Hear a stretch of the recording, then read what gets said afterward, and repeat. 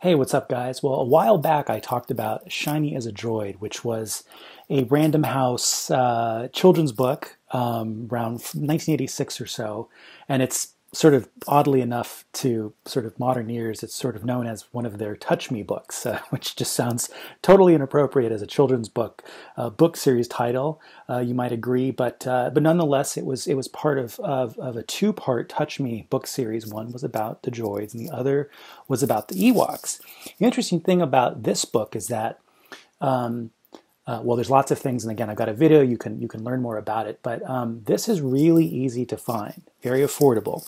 Oddly enough, the Ewoks version is incredibly hard to find, particularly at a reasonable rate. You're going to be looking anywhere from 50, 70 bucks on up.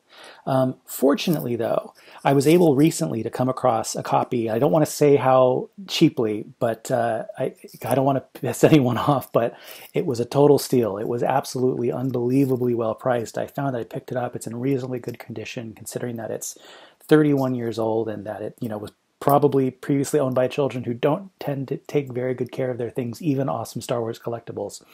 But I picked it up, and here it is. And this is the second edition of this Touch Me book series by Random House, Fuzzy as an Ewok.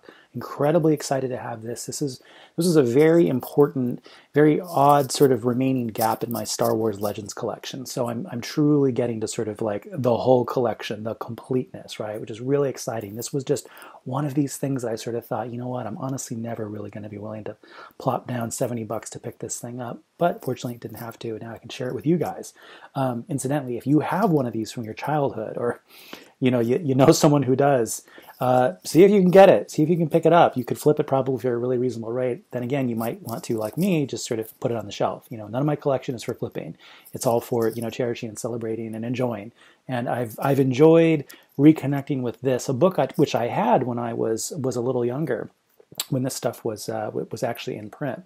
So Fuzzy as an Ewok. What to say about this? Well, unlike Shiny as a Droid, which again I go into in another video, unlike Shiny as a Droid, we know a little bit more about where this actually takes place in the Legends timeline. So Shiny as a Droid, very ambiguous. It never actually says anything about really where the story takes place. Doesn't really say anything about the timeline. There's things we can sort of infer from Shiny as a Droid about where it either does or may not exist on the timeline, very broadly speaking. This, on the other hand, provides a lot clearer clues. It's about Wicket and Nisa, who you might remember from the Ewoks cartoon that was out at the same time. So in some sense, it's something of a media tie-in to that. It doesn't actually adapt any of the stories from the cartoon, but because it's about those characters, because the characters seem to be similar to the way they were represented in that show, it's probably fair to say that this takes place, if not within the same timeline of the series, sometime nearby, which is, kind of helpful. It's just another additional adventure. I'll put adventure in quotes, because basically all this is really about is them trying to find berries in the forest. I mean, that's about it. I mean, this is truly a kid's book. The thing that's exciting, though, I think for modern collectors, modern fans of Star Wars and the Star Wars EU, is that, it's hard to remember, but there was a time, and this is as late as 1986, when the Star Wars saga and franchise is starting to sort of wind down, right? We don't really have West End games picking up. The cartoons are starting to end. The Ewoks movies are over. There's not much happening. There isn't going to be much happening, with the exception of West End games until the early 90s with Bantam books and Zahn, and then the rest is history, right? But there was a time when the future of Star Wars looked very much like either oblivion, like it was going to disappear, or it was going to be filled with very kiddish Ewok adventures. And to be totally honest, I mean, I think that would have been fine. I mean, I love it all. It's hard for me to be truly objective about Star Wars and the Legends EU. It's all good, and I'll take it all, collect it all, read it all, cherish it all.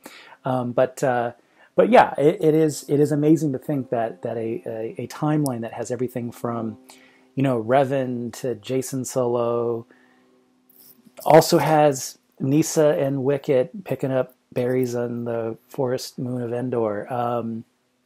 Fascinating, right? Well, anyway, Very short book, not much more to say about it. Really, just a few pages. Again, the conceit, if you didn't see the Shiny as a Droid video, is that it's called the Touch Me book, partially because it's an interactive book in the sense that you get to sort of actually feel Wicket's, little Ewok fur there, right? And this one, you on this page, you get to sort of feel what the tree feels like. That's actually a little piece of felt. So again, it's just an interactive thing for kids.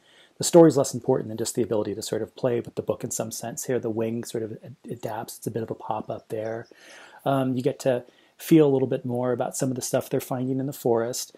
This is interesting too, isn't it? If you take a look in the background, it doesn't look very much like the heavily treed forest that we see from Return of the Jedi. So it just shines a little bit more light on what Endor actually looks like.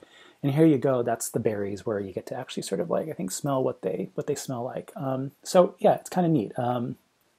The final page there with a few more of the Ewok clan, kind of fun. So that's it, right? Are you going to learn anything more about the Legends timeline that's essential for sort of appreciating it? No. But if you're a completist, and moreover, if you have sort of nostalgic feels for the early to mid 80s Star Wars, sort of kiddie book thing, you've got to pick these up. Again, this is going to break the bank. There is no way around it unless every once in a while you can find something as affordable as I did. You are not going to find these in good condition. I mean, I'm surprised that these are even intact because, again, kids unfortunately take really bad care of their stuff. I mean, I've noticed even, Filoni Clone Wars media tie-in books from just a few years ago that are already beat to hell. It's a real shame. I mean, good luck finding junior or children's Star Wars books that are really great condition. If you can, they're worth even more money.